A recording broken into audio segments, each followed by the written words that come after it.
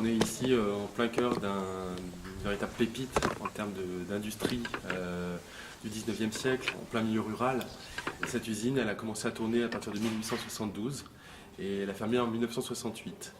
Et depuis sa date de fermeture, eh ben, ça a été un bâtiment qui a été relativement laissé à l'abandon jusqu'il y a 8-9 ans où la commune de La Grève-sur-Mignon s'est portée acquéreur de ce bâtiment-là. Et donc aujourd'hui, en juillet 2013, on a réouvert pour la première fois l'accès à ce site-là, avec l'ouverture de cet espace muséographique, qui donc en quelques mots explique à travers différents modules comment a été extrait l'argile, comment l'argile était transportée, avec cette particularité d'être une zone uniquement accessible par bateau, pour ensuite être stockée, malaxée, mise en forme, séchée, cuite et commercialisée. C'est vraiment le fil conducteur, hein, c'est du brie à la brique.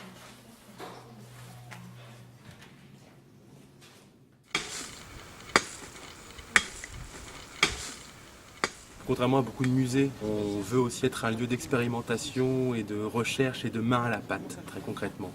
La démarche, c'est que les gens qui viennent ici deviennent acteurs de leurs connaissances. Et la meilleure manière qu'on ait trouvé pour que les gens appréhendent l'argile, eh ben, c'est de concrètement leur mettre de l'argile dans les mains. Donc ce matin, on était en activité avec des enfants qui venaient du Val-de-Marne.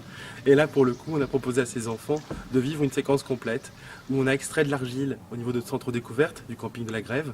On a mis cette argile dans une barque, comme on l'a fait autrefois. On l'a fait cheminer jusqu'ici. Et les enfants ont fabriqué une tuile et une brique avec les techniques d'autrefois.